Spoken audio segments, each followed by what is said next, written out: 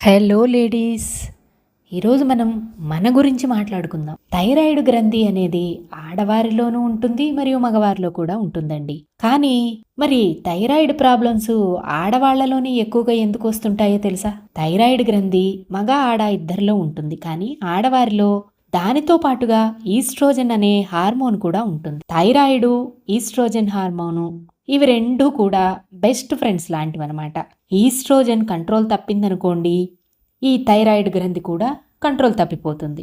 ఆడవారిలో ప్రతి 10 సంవత్సరాలకు ఒకసారి వాళ్ళల్లో మార్పులు జరుగుతూ ఉంటాయి. మెచ్యూరిటీ వల్ల, ప్రెగ్నెన్సీ వల్ల, అలాగే డెలివరీలో ఇష్యూస్ వల్ల అవ్వచ్చు, పీరియడ్స్ ఆగిపోవడం వల్ల కావచ్చు. ఇలా వీటన్నింటి వల్ల కూడా ఈ ఈస్ట్రోజన్ అనేది కంట్రోల్ తప్పిపోతుంది. దానివల్ల ఈ థైరాయిడ్ గ్రంథి కూడా కంట్రోల్ తప్పుతుంది. ఆ ఎఫెక్ట్ ఆడవారిలో చాలా సమస్యల్ని సృష్టిస్తుంది. ఈస్ట్రోజన్ అనేది ఎఫెక్ట్ అయిందనుకోండి, దానివల్ల లో ఈస్ట్రోజను అలాగే హై ఈస్ట్రోజను ఎఫెక్ట్ అవుతాయి. లో ఈస్ట్రోజన్ వల్ల చర్మం పొడిబారిపోవటం, దురదలు రావడం, అలాగే అలసట, బద్ధకం, ఇక లైంగిక ఆసక్తి అనేది తగ్గిపోతూ ఉండడం, ఎముకలు బలహీనపడి తరచుగా విరిగిపోతూ ఉండడం, అలాగే ఎప్పుడు పొట్ట ఉబ్బరంగా ఉండడము, సంతానలేమి ప్రాబ్లమ్స్ ఇలాంటివన్నీ ఉంటాయి. ఇక హై ఈస్ట్రోజన్ వల్ల అయితే పొట్ట ఉబ్బరంగా అనిపిస్తూ ఉంటుంది, ఎప్పుడు కాస్త తిన్నా కూడా ఎంతో తిన్నట్లుగా అనిపిస్తూ ఉంటుంది. ఇక బ్రెస్ట్ అనేది వాపు వస్తుంది, నొప్పి వస్తుంది.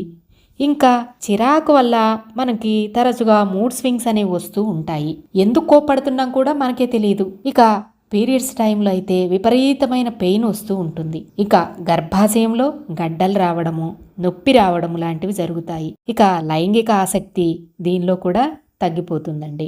మరి అదే థైరాయిడ్ గ్రంథి మనకు ఎఫెక్ట్ అవుతే దానివల్ల ఎక్కువ హార్మోన్లు ఉత్పత్తి చేయడం, లేకపోతే చాలా తక్కువ హార్మోన్లు ఉత్పత్తి చేయడం చేస్తూ ఉంటుంది. అంటే అతివృష్టి లేకపోతే అనావృష్టి రెండు కూడా ప్రమాదమే కదండి.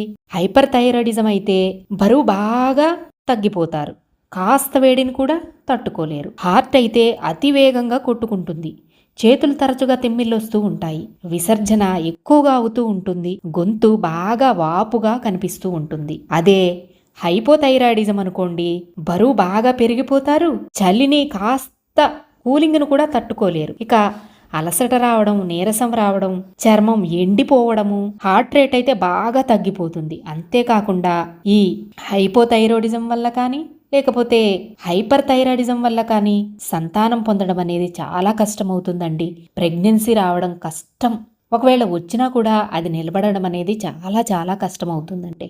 మరి ఇవి ఎఫెక్ట్ అవ్వకుండా మనం చూసుకోలేమా అండి అంటే చూసుకోవచ్చండి, తప్పకుండా కంట్రోల్ చేయవచ్చు. హెల్దీ ఫుడ్తో పాటుగా ముఖ్యంగా చేయాల్సింది మనం రోజు తప్పనిసరిగా 40 నుంచి 60 నిమిషాల వరకు ఎక్సర్సైజెస్ చేయాలండి, యోగా చేయాలి. ఈ ఎక్సర్సైజే మన బాడీలో రాబోయే ప్రమాదాలకు అడ్డుకట్టగా, అంటే వరదలకు ఆనకట్టలు ఎలా యూజ్ అవుతాయో అలా ఈ ఎక్సర్సైజెస్, ఫుడ్ హ్యాబిట్స్ మనల్ని ఈ ప్రాబ్లమ్స్ నుంచి కాపాడుతాయి.